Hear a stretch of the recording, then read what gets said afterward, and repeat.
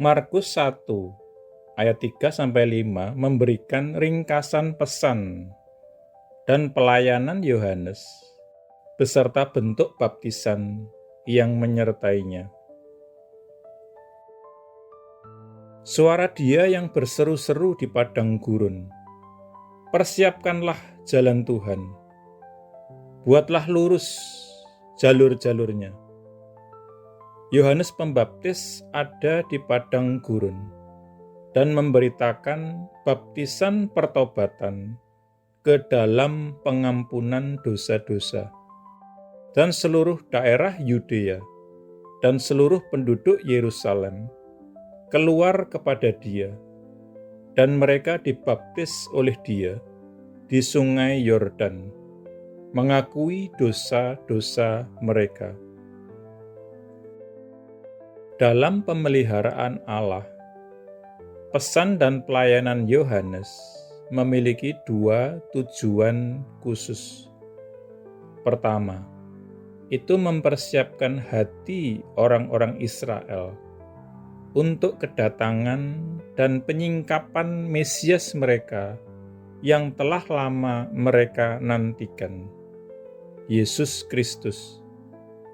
Kedua, itu menyediakan hubungan antara dispensasi Torah dan nabi-nabi yang ditutup oleh pelayanan Yohanes dan dispensasi Injil yang dimulai sekitar 3 tahun kemudian sebagai akibat dari kematian dan kebangkitan Yesus Kristus.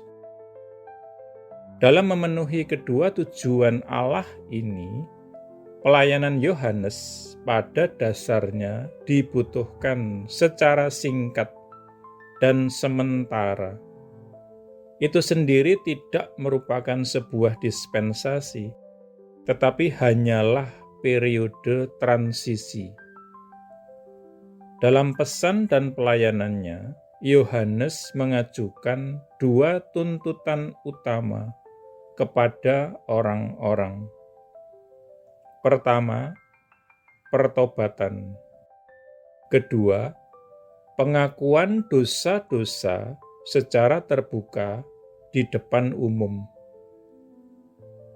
Mereka yang bersedia memenuhi kedua syarat ini dibaptis oleh Yohanes di sungai Yordan sebagai kesaksian di depan umum bahwa mereka telah bertobat dari dosa-dosa masa lalu mereka dan berkomitmen untuk selanjutnya menjalani kehidupan yang lebih baik.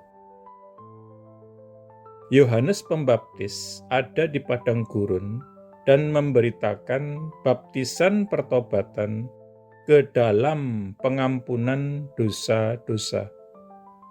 Tercatat dalam Markus 1 ayat 4.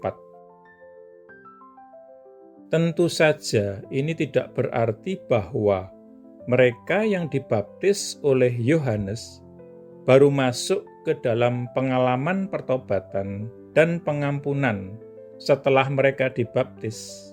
Sebaliknya, ketika banyak orang Farisi dan Saduki datang kepada Yohanes untuk dibaptis, Yohanes menolak untuk menerima mereka dan menuntut mereka untuk menghasilkan bukti-bukti perubahan yang nyata di dalam kehidupan mereka sebelum ia membaptis mereka. Tetapi melihat banyak orang-orang Farisi dan Saduki datang pada baptisannya, dia berkata kepada mereka, "Keturunan ular-ular beludak, siapa yang memperingatkan kalian untuk melarikan diri dari murka yang akan datang? Karena itu, hasilkanlah buah yang seimbang dengan pertobatan." Tercatat dalam Matius 3 ayat 7 dan 8. Dengan kata lain, Yohanes menuntut mereka Buktikanlah lebih dahulu oleh perbuatan-perbuatanmu bahwa telah terjadi perubahan yang nyata di dalam hidupmu sebelum kamu meminta aku untuk membaptis kamu. Oleh karena itu, jelaslah bahwa frase baptisan pertobatan ke dalam pengampunan dosa-dosa tidak boleh diartikan sebagai indikasi bahwa kedua pengalaman batiniah, pertobatan dan pengampunan ini baru terjadi setelah tindakan lahiriah dibaptis. Tindakan lahiriah dibaptis berfungsi sebagai konfirmasi yang terlihat bahwa mereka yang dibaptis telah melewati pengalaman pertobatan dan pengampunan. Jadi, tindakan baptisan berfungsi sebagai meterai lahiriah yang memberikan jaminan transformasi batiniah yang telah terjadi. Pengalaman-pengalaman ini serupa di dalam karakter dari pelayanan Yohanes. Pada dasarnya, itu hanyalah transisi. Mereka yang dibaptis Yohanes tidak menerima damai sejahtera batiniah yang kekal dan kemenangan atas dosa yang dimungkinkan hanya melalui pesan sepenuh Injil Yesus Kristus yang lengkap.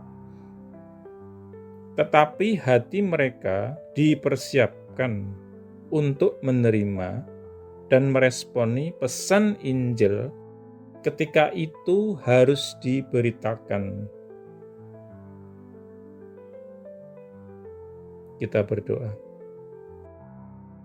Tuhan Yesus, betapa bersyukurnya aku kepadamu bahwa melalui apa yang telah Engkau perbuat di kayu salib, memperoleh rekonsiliasi bagiku. Engkau telah memperoleh damai sejahtera batiniah yang kekal dan kemenangan atas dosa bagiku dan seluruh umat manusia. Aku memuji Engkau dan ingin hidup selama-lamanya untuk kemuliaan-Mu, Tuhan. Amin.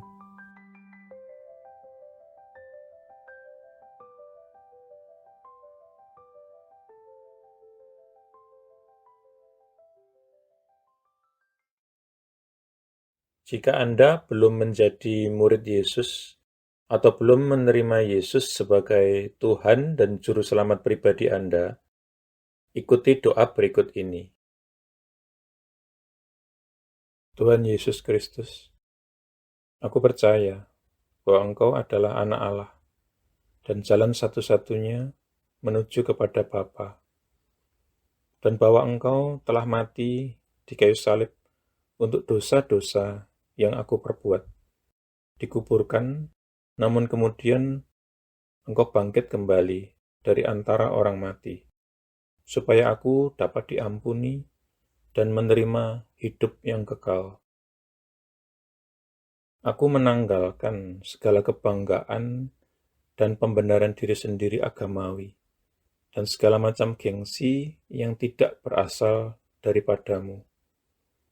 Aku tidak punya klaim apapun atas belas kasihan-Mu, kecuali bahwa Engkau telah mati menggantikan aku.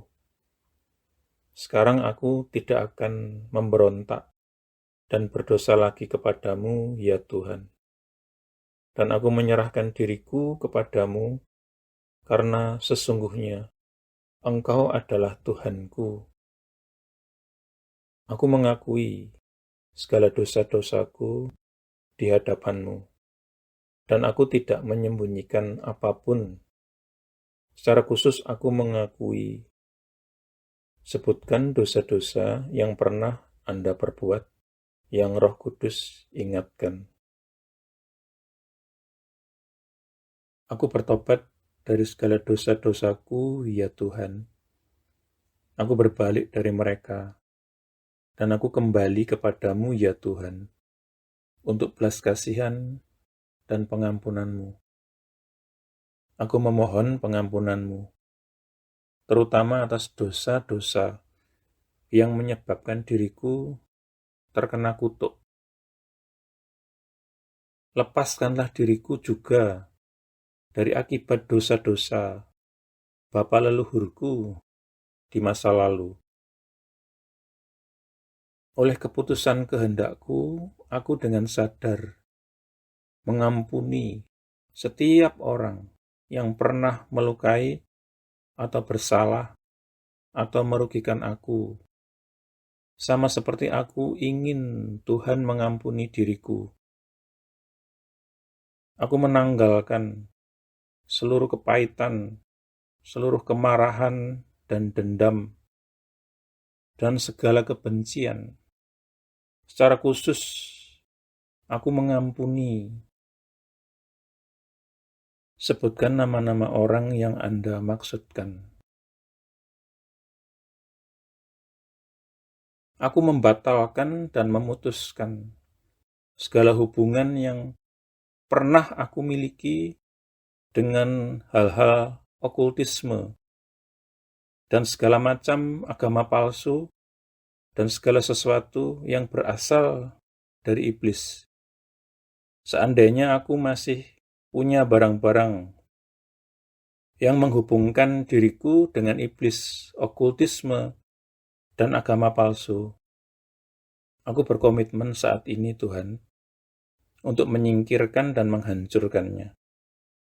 Dengan ini pula aku membatalkan segala hak atau kekuasaan yang dimiliki iblis atas tubuhku dan kehidupanku. Tuhan Yesus, aku berterima kasih bahwa di kayu salib Engkau telah menanggung segala kutuk yang mungkin mengikat diriku selama ini. Engkau telah dijadikan kutuk, supaya aku dapat ditebus dari setiap kutuk dan mewarisi berkat-berkat Allah. Atas dasar itu, aku memohon Engkau, Tuhan, untuk melepaskan aku dan membebaskan aku dari segala kutuk yang mengikat kehidupanku di dalam nama-Mu, Tuhan Yesus Kristus. Aku menyerahkan diri dan menundukkan diri kepadamu ya Tuhan, dan aku melawan iblis. Dengan iman, aku menerima kelepasanku sekarang, dan kuucapkan terima kasih Tuhan untuk kelepasan ini. Amin. Selanjutnya Anda bisa mendapatkan pengajaran meletakkan fondasi bagi murid Yesus dengan subscribe di channel ini. Tuhan Yesus memberkati.